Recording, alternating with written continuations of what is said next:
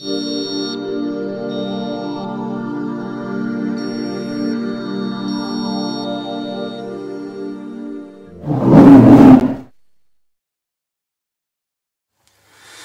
welcome to another beer review. The first one in quite a little while. As you know, if you've been following my series of reviews, I've got myself a new job at the Hop Studio in Elvington, just outside of York, and this first week has been trying to get my head around a whole plethora of new ideas, new things. A little bit of a shout out to Matt and Dave as well. I know Matt watches these videos now, which is quite embarrassing. So I've been a little bit busy. Did a video over the weekend when I was in Glasgow. Did a few reviews there, so hopefully I'll get rid of this light that's shining in my glasses. A bit better. So hopefully you'll have seen a few reviews from there. I got to try it. I mean, also Fast and Walker beer. So here we are, back again. I managed to get my hands on some Oskar Blues whilst I was up in Scotland. This one is Old Chub. I also had the 1050 the other night, but I didn't manage to get a review on that because I wasn't at home. So here we've got Oskar Blues, and this is Old Chub. And what I like immediately is that they come in a can form. Can means no light gets you beer. It means no skunking. Conditions just the same if you put something inside it, if you have yeast in it, and so on and so forth. So this is an 8% brew, Scotch ale. So I'm expecting a malty masterpiece, to say the least. They've just come across Oskar Blues and done a takeover of the Brewdog bars, and I was just unfortunate to miss them coming to Brewdog Leeds. Which is a shame. I think Matt, the brewery, mentioned that he went along there and had a great time. So hey ho. So this is my first one by Oskar Blues, and I must say I'm looking forward to it a lot. I've only had a cursory glance at the website once or twice, and I've seen the beers around every now and again. Look, I didn't need a bottle opener. Oh, brilliant. Oh, I had to have a little bit of taste. Right, cool. So we'll pour it out. A little bit more difficult pouring it out of a can, I must say, but who cares? And I've got my big beer review snifter. Let's get some nice aromas from it. Wait, there we go. Like I said, it's 8% this fella, so it's got a little bit of heat to it. Perfect thing for a day after the brewery. I can smell it already, actually. God, it's really pungent. Look at that. Deep, dark, and thick and viscous. Big, deep kind of tan-coloured head on it that's lacing really well. Very small amount of head though, but it is sticking around for the ride by the looks of things. Absolutely no light coming through at all, although it has a kind of a twinge of brown to it rather than being completely pitch black.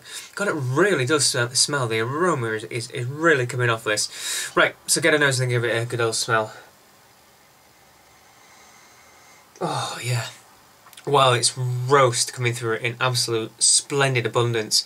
From a distance, the first thing that I was getting was a really peaty smell, like a single malt whiskey sort of smell, almost kind of like with an alcoholic burn, and that peat, that really astringent peaty smell. But when you bring it up to the nose,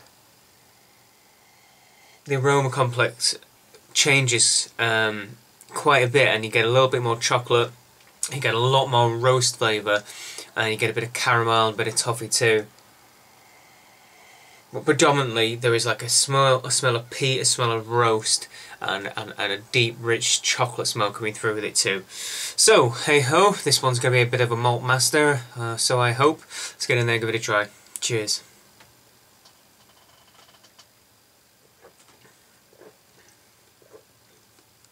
Oh wow, mouthfeel is rich and decadent. And the carbonation is it's quite low, but it fizzles as it goes down the back of your throat. You know, it's nice thick texture as it hits your tongue, and it kind of thins away towards the back of your throat, so you get this nice flow almost of the beer. In terms of flavours, roast comes through in it just smashing abundance.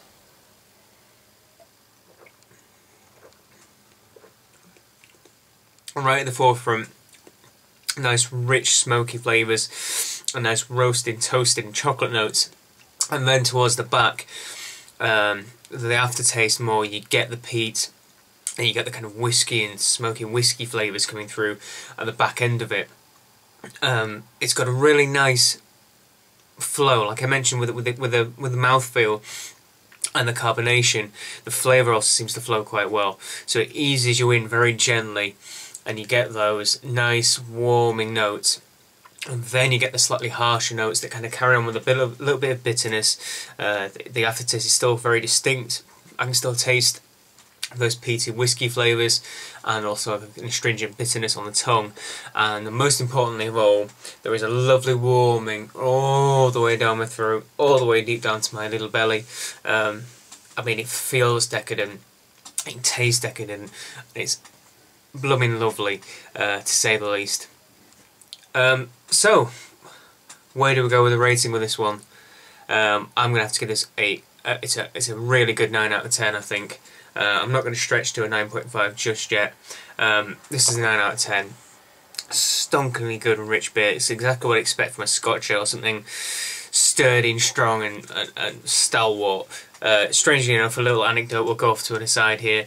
When I was up in Glasgow, I stayed at my friend Sophie and Andrew's house, and they said, "Oh, Jack, you're a slight fellow. You might be able to try this kilt on."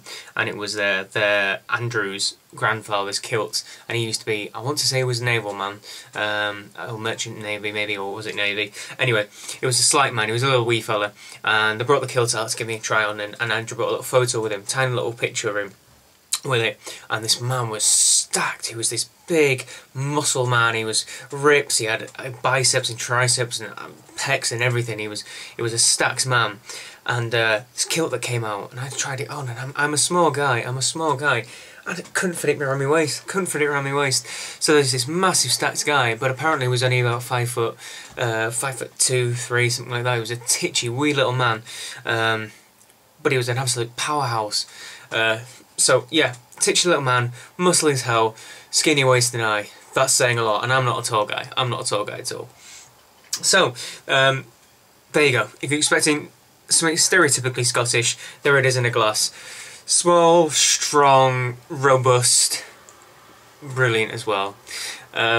Oskar Blues, Old Chub, great beer. And until next time, see you all later. Cheers.